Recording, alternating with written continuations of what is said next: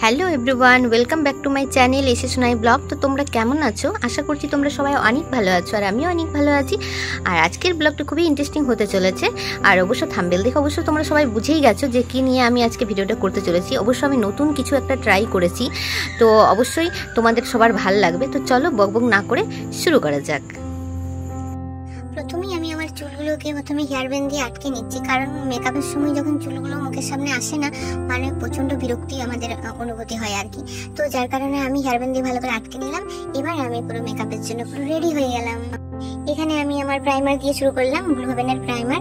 তো আমার মুখটা যেহেতু আগে ক্লিন করে আমি টোনার, ময়েশ্চারাইজার আর সানস্ক্রিন লাগিয়ে রেখেছিলাম, তারপরে আমি প্রাইমারটা অ্যাপ্লাই করলাম। তো প্রথমেই তোমরা যখন মেকআপ করবে অবশ্যই মুখটা ক্লিন করে যে কোনো কিছু ফেস ওয়াশ বা ক্লিনজার দিয়ে মুখটা ক্লিন করে তারপর টোনার, ময়েশ্চারাইজার আর ডে হলে সানস্ক্রিন লাগাবে, আর নাইট হলে স্কিপ করতেও পারো।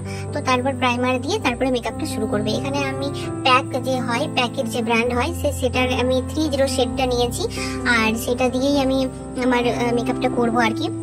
তো এখানে বিউটি ব্লেন্ডার দিয়ে ড্যাপ ড্যাপ করে আমি স্লো মোশনে করে নিচ্ছি, কারণ একটু ধৈর্য দরকার মেকআপের জন্য। কারণ এখানে আমি স্পিড বাড়িয়ে দিয়েছি। বলবে এখন দিদি তুমি স্পিড বাড়িয়ে দিয়েছি আর এদিকে বলছি স্লো মোশন, তো কি করব, তোমরা তো ভিডিও দেখোই না। তো যার কারণে এটাকে একটু স্পিড বাড়িয়ে দিয়েছি। তো যাই হোক, এখানে গলাটাও একটু ফাউন্ডেশন লাগিয়ে নিলাম। তো তোমরাও কিন্তু মুখের সাথে সাথে গলাটাও কিন্তু ম্যানেজ করে নেবে, কারণ আমাদের মুখ আর গলা যখনই দুটো আলাদা আলাদা সেট হয়ে যায় তখন দেখতে খুব বাজে লাগে আর কি। আর এখন হচ্ছে হাইলাইট জোনটা আমার কনসিলার করার পালা। তো যাই হোক, এখানে আমি নিয়ে নিয়েছি 20 স্যান্ড, যেটা মেবলিনের যেটা শেড হয় আর কি। তো তোমরা তোমাদের যেটা ফাউন্ডেশন থাকবে, তো তোমাদের ইচ্ছে মতো তোমাদের যেটা ফাউন্ডেশনের সেট হবে 2 শেড লাইটার সবসময় কনসিলার ইউজ করবে। তো যাই হোক, এখানে আমি হাতে করে একটু ব্লেন্ড করে নিচ্ছি, কারণ বিউটি ব্লেন্ডার দিয়ে ড্যাপ ড্যাপ করে অনেকক্ষণ টাইম লাগছিল, তো হাতে করে আমার মনে হয় যে একটু ভালো হয়। তো তোমরা তোমাদের ইচ্ছে মতো করে নেবে। তো যাই হোক, মেকআপটা কিভাবে করছি দেখে নাও। আর এখানে আমি একটা ব্রাউন আর আমার একটা আই পেন্সিল আছে আর কি, মানে আইব্রো পেন্সিল। তো সেটা নিয়ে আমি আমার আইব্রোটা আমি আউটলাইন করে নিচ্ছি, কারণ আমার আইব্রোটা এমনিতেই একটু পাতলা। তো তারপর আমি এখানে ব্ল্যাক আইশ্যাডো দিয়ে হালকা একটু ফিল করে নেবো আইব্রোটা। আর আমার বেশি কিন্তু ওই যেটা কালো, একদম ডার্ক কালো হয়, তো সেটা আমার একদমই আমার মুখে মানায় না। তো যার কারণে আমি যতটা পারি ব্রাউন রাখার চেষ্টা করি, আমার মুখে এটাই মানায় আর কি। তো তোমাদের যদি কারো মুখে মানায় ব্ল্যাকটা, তাহলে তোমরা ব্ল্যাকটাই করবে। আর যাদের হয়তো বেশি পছন্দ না, যারা সিম্পলের মধ্যে চাইছো, আমার মনে হয় তারা একবার ব্রাউন শেডটা ইউজ করে দেখতে পারো। তো যাই হোক, আমি এখানে একটা ব্রাউন আইশ্যাডো নিয়ে নিয়েছি। তো আমি এই ব্রাউন আইশ্যাডো দিয়েই আজকে আই মেকআপটা করবো আর কি। আর একটু হালকা গোল্ডেনের টাচ দেবো, কারণ আমার বেশি মানে আই মেকআপটা হেভি সেটা আমার ভালো লাগে না। আমি এমনিতেই আই মেকআপ করি না, শুধু লাইনার দিয়ে আর কাজল পরি।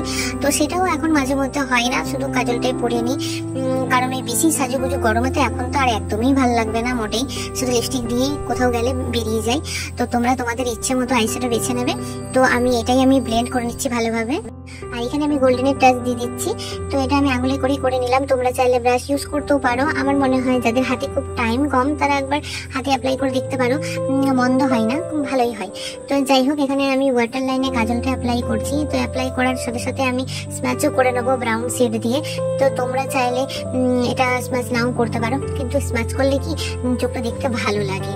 আর এটা আমি নাইকার থেকে নিয়েছিলাম। কাজলটা খুব ডার্কার শেড ভালো, যারা পছন্দ করো ডার্কার শেড, তারা একবার এটা অ্যাপ্লাই করে দেখতে পারো, খুব ভালো লাগবে। আর এটা আমি নাইকার থেকে নিয়েছিলাম। তো যাই হোক, এখানে আমি নাকটা আমি ব্রাউন শেড দিয়ে একটু হালকা ভাবে একটু আমি সার্ভ করে নিচ্ছি। তো তোমাদের যাদের টিকালো নাক আছে, তোমরা চাইলে এটা স্কিপ করতেও পারো। তো যাই হোক, এখানে আমি কন্ট্রোল করছি আমার হালকা চিকবোনটা।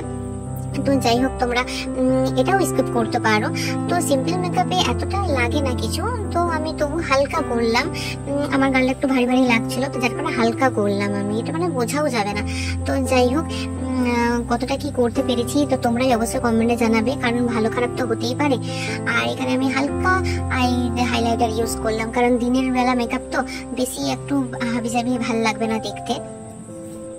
আর মেকআপ আমার একদম লাস্টের দিকে, লিপস্টিকটা লাগানো হয়ে গেছে। এবার আমার লাইনার আর মাস্কারা লাগানোর পালা।